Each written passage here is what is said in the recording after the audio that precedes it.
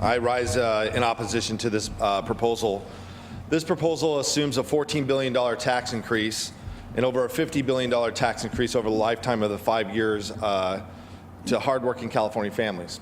Now, when you're talking those big numbers, billions and trillions, you know, it's important to understand what that means for an average family. An average family of four will pay an extra $1,000 out of their paycheck.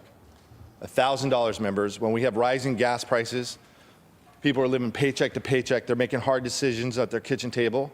It's an extra $1,000 burden to every family across the state of California.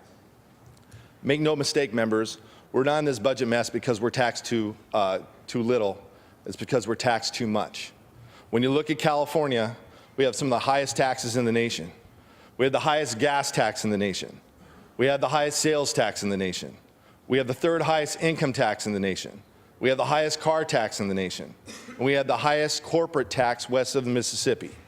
Members, we're not in this position because we're taxed too little. It's because we're taxed too much. And in fact, people change their behavior based on your tax policy. When you raise taxes, more and more people are leaving the state. The California legislature has really become the economic development agencies for states like Texas and Florida. And when we look at our tax policies, just take a look at one of them. We're one of 3 states that charges sales tax on manufacturing equipment. Everybody knows that manufacturing jobs and small business is what drives an economy. It's no wonder we don't have manufacturing jobs and they're not setting up shop here in California, because it's our tax policies that's driving those jobs away. In fact, the Manufacturing Technology Association said that costs over 400,000 jobs here in the state of California. Think about that, members. When we can put people back to work, that's less people on the social safety net, and more people are working, providing for your sales tax base that comes into the state. That's a policy that needs to go. And members, we have the second highest unemployment rate in the nation. Think about all the problems that they have in Michigan with the auto industry, with Detroit. We have a higher unemployment rate than Michigan. The only state that has a higher unemployment rate than California is Nevada. That should be unacceptable to Democrats and Republicans. And the only way we get out of this budget mess is by putting people back to work and creating jobs.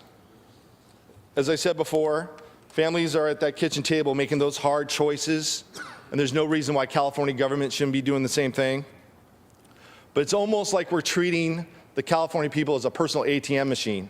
Every time we run out of money, we go back and reach in their pocket and take more, and this is money that they can't afford. Again, they're living paycheck to paycheck, and you're taking an extra $1,000 out of their salaries. And that's what's going on in the gas prices that are going up because of what's going on internationally in Japan and the Middle East.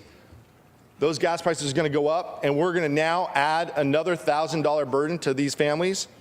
That's just wrong. Now, many of you have said that the Republicans are the party of no.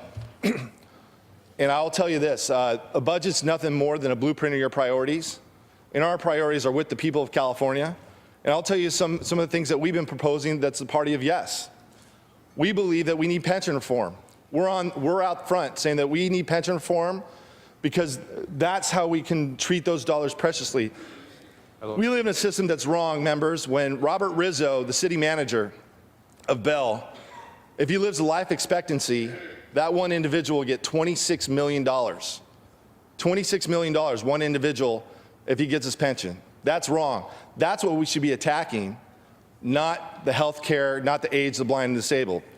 We say yes to a spending cap that says you can only grow the government population plus inflation, and the rest of the money that's extra is saved for a rainy day fund. And anything on top of that, after that, goes to half to schools and half back to the taxpayers. We're pushing those proposals. We say let's get rid of those boards and commissions where people make over $100,000 a year and they show up to the job once or twice a month. Now, I know what some of the people on TV are thinking, hey, I would love one of those jobs. Who wouldn't? The problem is average citizens don't serve on these boards and commissions. They're former members who are termed out so they can have a nice soft landing. And think about that extra $1,000 that hardworking families are paying right now. They're not making $100,000, but those political insiders are. That's simply wrong. We say yes to reform in the Caltrans system. As reported by Sacramento Bee, a Caltrans worker right now on average makes over $104,000 a year. The average Caltrans worker makes over $104,000 a year. And this is at a time where we're not even building roads. It's over $14 billion in our system. We need reform in our Caltrans system. Members, we are the party of yes. We want you to come up with these reforms because the Republican Party is about fixing the problems once and for all. We don't want Band-Aid solutions. We want to fix the problems moving forward because, as Albert Einstein said, the definition of insanity is doing the same thing over and over again and expecting a different result.